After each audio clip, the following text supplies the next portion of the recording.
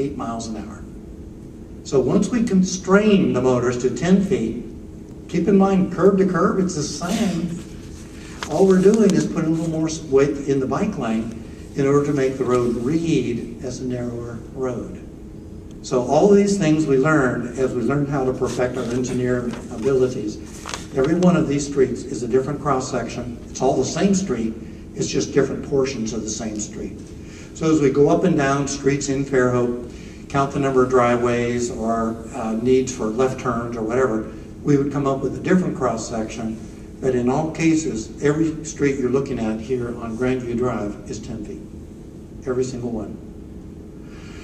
These are all 10 foot. And in this case, notice again, different uses. On the lane use on the left, we need the parking. We put the bike lane in with enough width. On the right-hand side, we don't need the parking. We leave it out. But notice we put in a trail.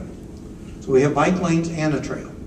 And that generally is what we strive to do, is to have an on-road treatment and an off-road treatment where we have the land uses that support that. Another technique or trick that you can use, this does not need to be part of your immediate lane striping, but you may come up with edges or places where this is important, is you put in these little dots on your edge stripes. And the nice effect is, one, it reminds the motorists to stay alert and to stay on the road, but it also is an early indicator to a bicyclist. They might want to get out of the way because somebody just fell asleep. And seriously, it works.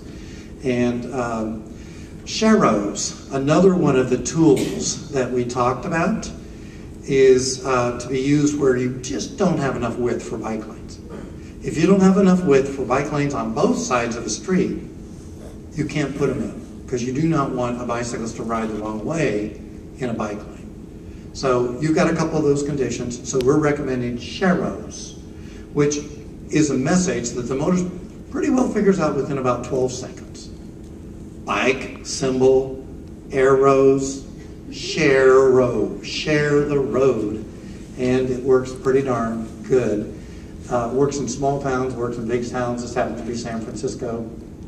It is easy to mark and is a very low-priced solution for getting really good walking in and so on. Now let's talk about a very precious resource for you, is your parking. And you're going to start with this set of images so that you can see when you have restrictions on how much space you have curb face to curb face, can you get angled parking in? When you go to angled parking, you get more parking. You can get up to 120% more parking than with parallel. One parking space to the retailer is $200,000. Now you have a problem where a lot of your retailers, they won't tell you they're doing this, but they park in front of their own store. And they're costing them money. So by freeing up a lot of the parking, you could end up with a much better net return on investment. People want to park on the streets. They don't want to go far away, and so if you can free up more of your parking, you can add more retail life to your streets, and that's a very important dedication. So I want to show you this just so you can see what you can do in 54 feet of space. This is Carmel, and you can see the parking is 15 feet. It's 90-degree angle parking, so you get a huge amount of parking. So in a 15-foot deck, plus the 2-foot valley gutter, so a total 17 feet, double that for each side, that's 34 feet, and then add in a 20-foot deck for travel. You could do this on some of your side streets. You can increase your parking, go from one side that's parallel to a side that's angled and the other side angled, based on the amount of width that you have. So then the question comes up, well, if you do that, what would the freight delivery do? Anything that darn well pleases. And this is true. You know, freight handlers don't want to get a ticket. They don't want to get in trouble, but they want to deliver freight. So this particular delivery vehicle probably was blocking a parked car for 5 minutes. And in a small town, that is not a big deal. Might be a big deal in Chicago, but it's not a big deal in a small town where people don't want to give up parking in order to create a freight delivery space that only gets used 2 or 3 times a day. So everything turns out to be common sense. You could also put in tree wells and really add to the green, add to the ground cover that makes Fairhope one of the most beautiful cities in America. So just taking lessons from some other places, I wanted to share with you some of the other tools. Notice that's a fairly big car and how well it fits into that 15-foot space I described.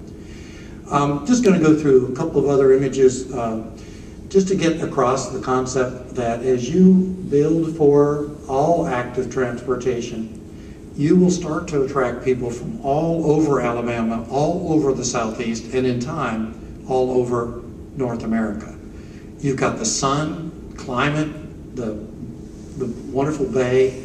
It's just a matter of putting in the missing pieces to build your trails. By the way, we took a full travel lane out of New York City, Manhattan's Route 9A, probably the most important road in town, in order to add to the bicycling system.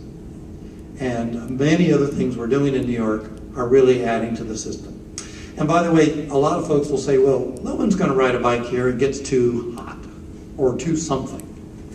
This happens to be Madison, Wisconsin. Over 40% of the trips are made now by bicycle or foot. It's not about climate. It's about whether or not you built the system to support what people would like, and can now have a lot of people who come, who spend time, who are able to go places and do things with your trails and so on. So I think this pretty well covers the concepts. I'd like, if we could, to go ahead and turn the lights on. And Greg, how much more time do we have before we go outside? I see we have a lot of folks here. How many folks will be able to go out and join us for the walk? Okay, a fair number.